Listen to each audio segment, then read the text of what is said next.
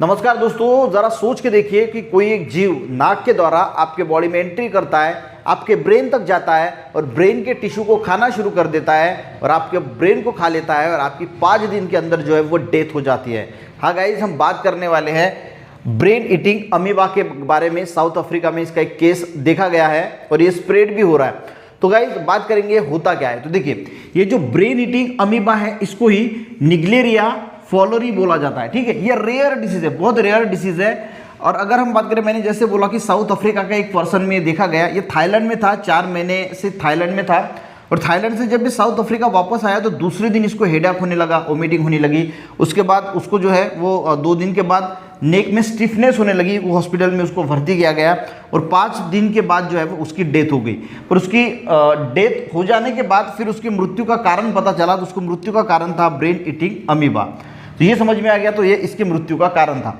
अब गाइस अगर हम बात करें तो ये जो निग्लेरिया फॉलिरिया है, तो ये गाइस एक सिंगल सेल ऑर्गेनिज्म है। यानी ये जो निग्लेरिया है ये अमीबा का नाम है। ठीक है, ये अमीबा क्या होते हैं? सिंगल सेल ऑर्गेनिजम्स होते हैं। इसको 1965 में फर्स्ट डिस्कवर्ड किया गया था ऑस्ट्रेलिया में। 1965 में इसको डिस्कवर्ड किया था। ठीक है, और ये रहते कहाँ पे? तो वार्म वाटर बॉडी है। जो यहाँ पे एक बात ध्यान देना, जो वार्म वाटर होता है, वो जो वार्म वाटर बॉडी है, जैसे हॉट स्प्रिंग हो गई, हॉट रिवर, थोड़ा लेक। अब ये हॉट क्यों होंगी? जैसे जैसे ग्लोबल वार्मिंग हो रहा है तो पानी टेम्परेचर बढ़ रहा है, तो पानी का भी टेम्परेचर बढ़ रहा है, तो ये वहाँ पे अच्छी तरीके से जो है वो सर्वाइव हो रहे हैं। ठीक है, अब ये एंट्री कैसे करता है? देखिए, अगर कोई पानी है उसमें ये वाला अमीबा प्रेजेंट है तो आप स्विम करोगे पानी में। ठीक है, तो ये नाक के माध्यम से जो है वो ब्रेन में चला जाता है और ब्रेन के टिश्यू को जो है वो खत्म करना शुरू कर देता है। ठीक है, या फिर अगर कोई इंसान उस कॉन्टेमिनेटेड वाटर से अपना नोस्ट्रिल साफ करेगा, ठीक है, नोस्ट्रिल साफ करता है, तो उस केस में भी ये जो है वो आपके नाक से जो है वो ब्रेन तक एंट्री कर देता है। ठीक है, और खा लेता है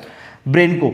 और 1 से 12 दिन में जो है वो सिम्टम्स दिखाई देते हैं। यानी 1 से 12 दिन के अंदर सिम्टम्स दिखाई देते हैं। सिम्टम्स क्या होते हैं? तो हेडेक होता है, नौसिया, वोमिटिंग, नेक में स्टिफनेस आती है, हॉल्यूसिनेशन होता है और इंसान कोमा में भी जो है वो जा सकता है और 5 दिन के अंदर ही उसकी डेथ हो जाती है। ठीक है, अब 1965 में इसको डिस्कवर्ड किया था और 2022 तक अगर हम पूरी दुनिया में कितने केसेस हुए हैं तो पूरे दुनिया में सिर्फ 154 केसेस जो है वो देखे गए हैं। और सबसे बड़ी बात गाइस ये है कि ये जो 154 केसेस है इसमें से 150 लोगों की डेथ हो चुकी है। यानी सिर्फ 4 लोग, 154 से सिर्फ 4 लोग जो है वो इस डिसीज से सर्वाइव कर सके, बाकी सबकी जो है यानी 150 लोगों की जो है वो वहाँ पे मृत्यु हो गई है।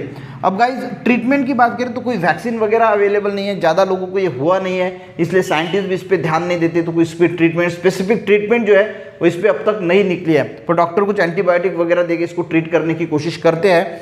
और जैसे जैसे मैंने कहा कि ग्लोबल वार्मिंग जो है वो टेम्परेचर बढ़ रहा है, तो ये हॉट वाटर में अच्छी तरीके से सर्वाइव कर सकते हैं ये अमीबा।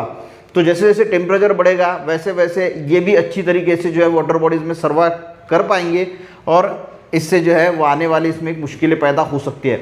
छोटा सा वीडियो बनाने की कोशिश की कि आपको ब्रेन ईटिंग अमीबा के बारे में पता होना चाहिए, जिसी को बोला जाता है, जिसका नाम है निग्लेरिया फॉलिरिया। और इससे जो इन्फेक्शन इंसान को होता है, देखिए ये भी एग्जाम में पूछा जा सकता है कि इस अमीबा से जो इन्फेक्शन होता है इसको पैम बोला जाता है। ठीक है, इसको क्या बोला जाता है? पैम, यानी प्राइमरी अमीबिक मेनिंगोएन्सेफेलाइटिस। ठीक है, ये इसका इन्फेक्शन का नाम है।